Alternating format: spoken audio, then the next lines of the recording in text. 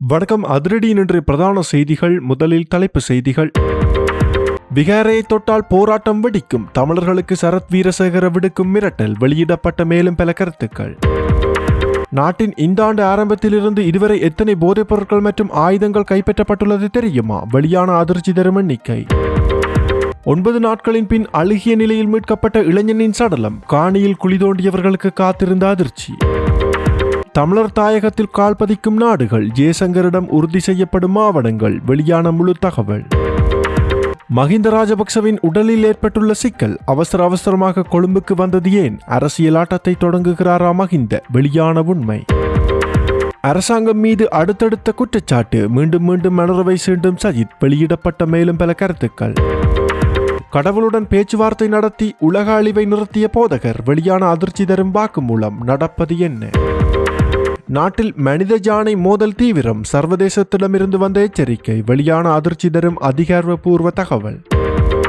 தொடர்பான விரிவான செய்திகளுக்கு செல்ல முன்னர் இதுபோன்ற செய்திகளை உடனுக்குடன் அறிந்து கொள்ள நமது அதிரடி சேனலை சப்ஸ்கிரைப் செய்து கொள்ளுங்கள்.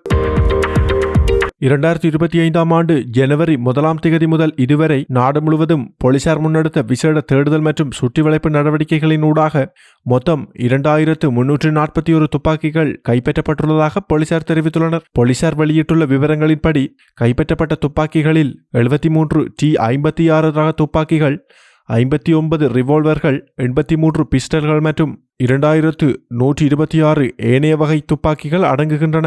இதே காலப்பகுதியில் நாடு முழுவதும் மேற்கொள்ளப்பட்ட விசேட சுற்றிவளைப்பு நடவடிக்கைகளின் போது 1793 kilo, 139 gram heroin, 3683 kilo, 1603 gram ice போதைப் பொருள் மற்றும் 16686 கிலோ, 62 கிராம் போலீசாரால் கைப்பற்றப்பட்டுள்ளதாக தெரிவிக்கப்பட்டுள்ளது. இதனுடன் 75 கிலோ, 899 கிராம் கொக்கைன் மற்றும் 746 கிலோ, 673 கிராம் கிரிஷ் போதைப் பொருட்களும் போலீசாரின் கட்டுப்பாட்டிற்குள் கொண்டுவரப்பட்டுள்ளதாகவும் கூறப்பட்டுள்ளது.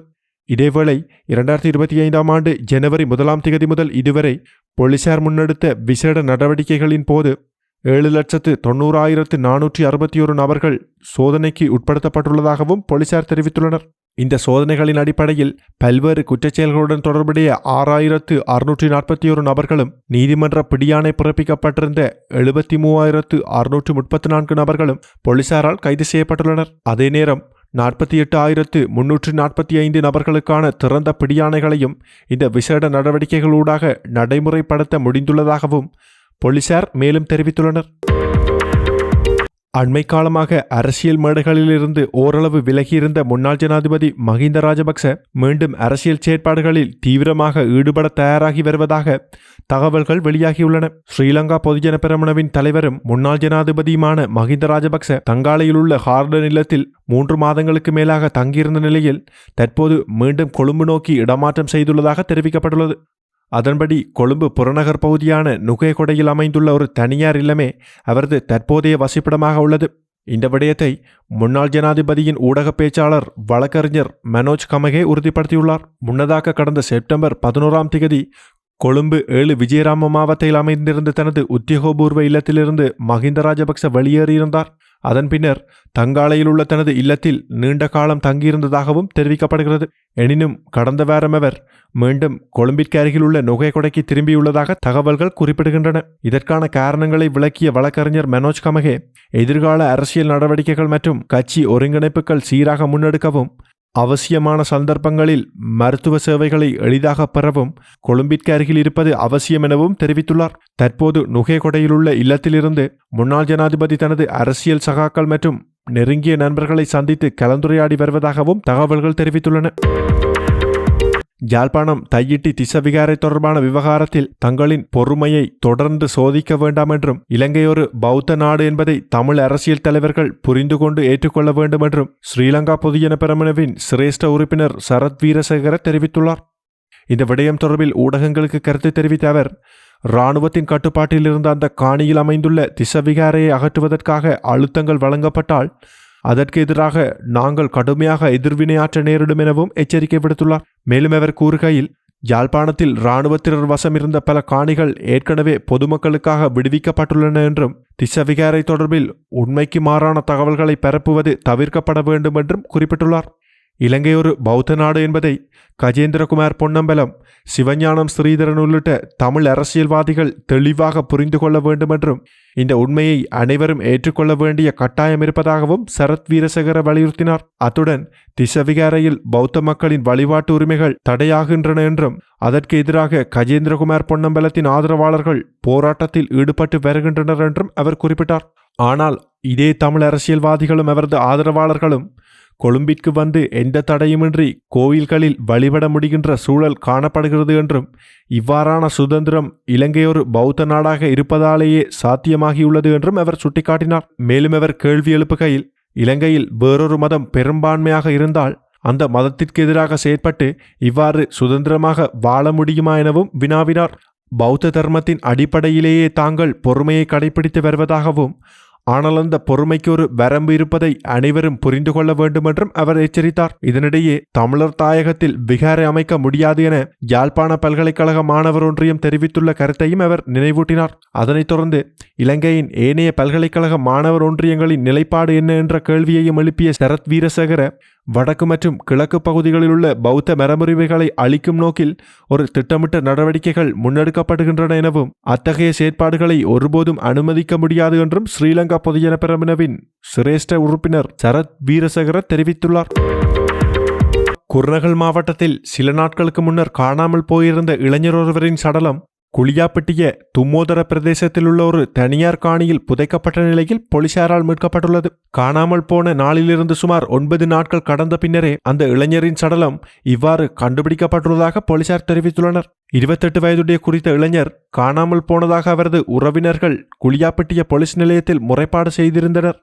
அதனைத் தொடர்ந்து விசாரணைகளை ஆரம்பித்த போலீசார் சந்தேகத்தின் அடிப்படையில் ஒரு நபரை கைது செய்துள்ளனர். கைது செய்யப்பட்ட சந்தேக நபரிடம் மேற்கொள்ளப்பட்ட தீவிர விசாரணைகளின் போது சடலம் புதைக்கப்பட்டிருந்த இடம் குறித்த முக்கிய தகவல்கள் வெளிப்படுத்தப்பட்டதாகவும் போலீசார் தெரிவித்துள்ளனர்.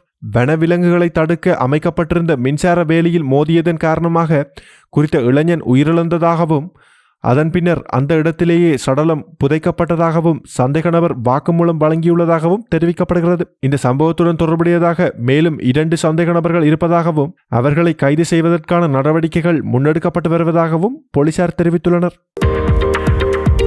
நேற்று கிறிஸ்துமஸ் தினத்தில் உலகம் அழியப் போவதாக கூறி மேற்கு ஆப்பிரிக்க நாடு முழுவதும் பெரும் பீதியை ஏற்படுத்திய கானா நாட்டைச் சேர்ந்த மதபோதகர் எபோ நோவா தற்போது உலக அழிவு ஒத்திவைக்கப்பட்டுள்ளது என்று தெரிவித்து புதிய காணொளியொன்றை வெளியிட்டுள்ளார். இன்று உலகம் அழியாதது தொடர்பில் அவர் வெளியிட்டுள்ள அந்த வீடியோவில் கடவுள் உலகை அழிக்க தீர்மானித்திருந்தார்.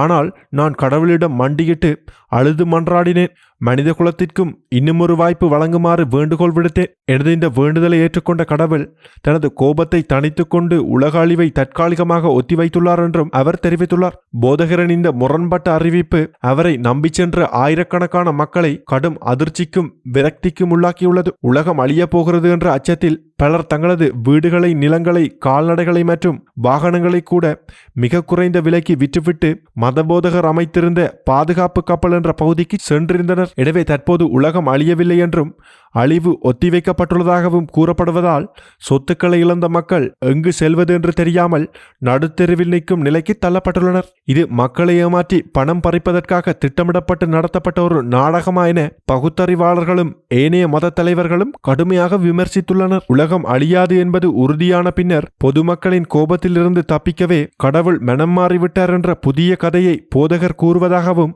கடுமையான விமர்சனங்கள் எழுந்துள்ளன. இதனிடையே சொத்துக்களை இழந்து பாதிக்கப்பட்ட மக்கள் போதகருக்கு எதிராக போலீசில் முறைப்பாடு செய்ய தயாராகி வருவதாகவும் அங்கிருந்து வரும் தகவல்கள் தெரிவிக்கின்றன.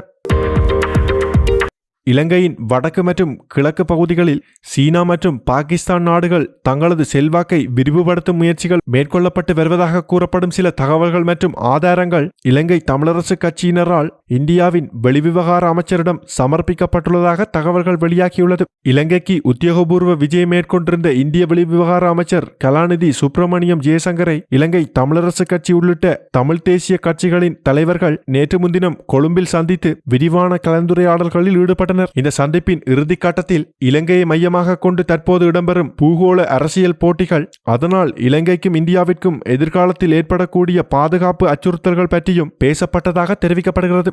இந்தியாவின் பாதுகாப்பிற்கு பாதகம் விளைவிக்கும் வகையில் வெளிநாட்டு சக்திகள் இலங்கையின் வடக்கு மற்றும் கிழக்கு பகுதிகளை பயன்படுத்துவதற்கு தமிழ் தரப்பு ஒருபோதும் இடமளிக்காது என தமிழரசுக் கட்சி தரப்பில் இந்தியாவிற்கு உறுதியளிக்கப்பட்டுள்ளதாகவும் தகவல்கள் தெரிவிக்கின்றன.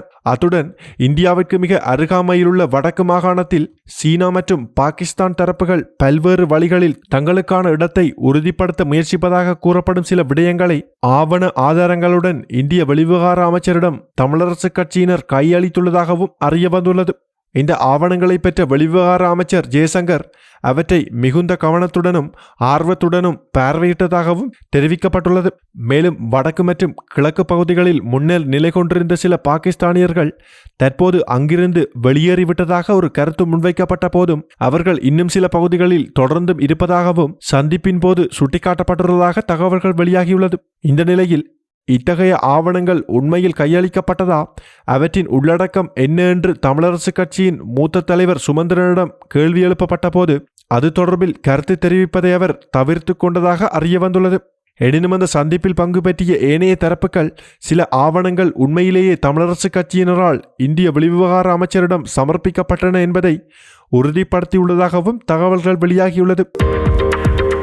கருத்து வெளிப்பாட்டு சுதந்திரத்திற்கு தடை விதித்து போலீசாரை பயன்படுத்தி நாட்டை சர்வதிகார ஆட்சிக்குள் தள்ளும் முயற்சிகளில் ஈடுபட்டுள்ளதாக எதிர்க்கட்சித் தலைவர் சஜித் பிரேமதாச குற்றம் சாட்டியுள்ளார். இதன் காரணமாக நாட்டின் மக்களுக்கு உண்மையான தகவல்களை அறியும் உரிமை புறக்கணிக்கப்பட்டு ஒரு போலீஸ் அரசாட்சி நடைமுறைப்படுத்தப்படுவதாகவும் அவர் தெரிவித்தார். ஜனநாயகம் பாதுகாக்கப்பட வேண்டுமெனில் ஊடக சுதந்திரம் உறுதிப்படுத்தப்பட வேண்டும், சுயாதீன ஊடகங்களுக்கு முழுமையான இடமளிக்கப்பட வேண்டும் என்றும் அவர் வலியுறுத்தினார். ஊடகங்கள் செயற்படுவதன் மூலம் நாட்டின் புறக்கணிப்புகள் மற்றும் சமநிலை செயல்முறை வலுப்பெறும் நிலையில் தற்போதைய அரசு சுயாதீன ஊடகங்களின் செயற்பாடுகளை தலையிட்டு போலீசாரை பயன்படுத்தி ஊடகங்களை அச்சுறுத்த முயல்கின்றது எனவும் சஜித் பிரேமதாச சுட்டிக்காட்டினார். சுயாதீன ஊடகங்களுக்கு எதிராக அரசு மேற்கொள்ளும் அழுத்தங்கள் தொடர்பாக சிவப்பு அறிக்கை ஒன்றை வெளியிடும் போதே அவர் இந்த கருத்துக்களை வெளியிட்டார். ஒரு ஜனநாயக நாட்டில் ஜனநாயகத்தை பாதுகாக்கும் 4 முக்கிய தூண்களாக நாடாளுமன்றம், நிர்வாகம், நீதித்துறை மற்றும் சுயாதீன ஊடகம் இருப்பதாகவும் அவர் நினைவூட்டினார். ஆனால் தற்போது போலீசாரை பயன்படுத்தி மக்களின் ஜனநாயக உரிமைகளும் போலீஸ் அதிகாரிகளின் உரிமைகளும் மீறப்படுகின்றன எனவும் அவர் குற்றம் சாட்டியுள்ளார். சுயாதீன ஊடகங்கள் உண்மைகள், காரணங்கள் மற்றும் ஆதாரங்களின் அடிப்படையில் கருத்துக்களை முன்வைத்தாலும் அவற்றை ஒடுக்க முயல்வது ஒரு ஜனநாயக நாட்டை போலீஸ் ஆட்சியாக மாற்றும் முயற்சியாகும் என்றும் எதிர்க்கட்சி தலைவர் தெரிவித்தார். தெற்காசிய நாடுகளிலேயே அதிகமான யானை உயிரிழப்புகள் இலங்கையில் தான் பதிவாகி வருவதாக வனவிலங்கு அதிகாரிகள் கவலைக்கிடமான தகவல்களை வெளியிட்டுள்ளனர். இந்தியாவை ஒப்பிடுகையில் இலங்கையில் யானைகளின் எண்ணிக்கை மிக குறைவானதாக இருந்தாலும் மனித யானை மோதல்களால் உயிரிழக்கும் யானைகளின் விகிதத்தில் இலங்கை உலகளவிய ரீதியில் முதன்மை இடத்தில் உள்ளது எனவும் சூழலியலாளர்கள் சுட்டிக்காட்டியுள்ளனர். தற்போதைய மதிப்பீடுகளின்படி 20,000 முதல் 27,000 வரையான யானைகள் வாழ்ந்து வருகின்றன.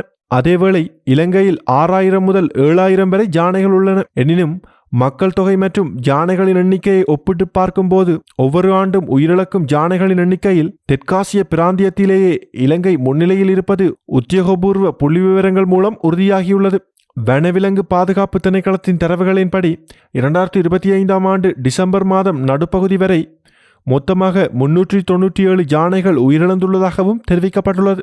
இதற்கு முந்தைய 2024 ஆண்டில் 386 முதல் 388 வரையிலான யானை இறப்புகள் பதிவாகியிருந்தன.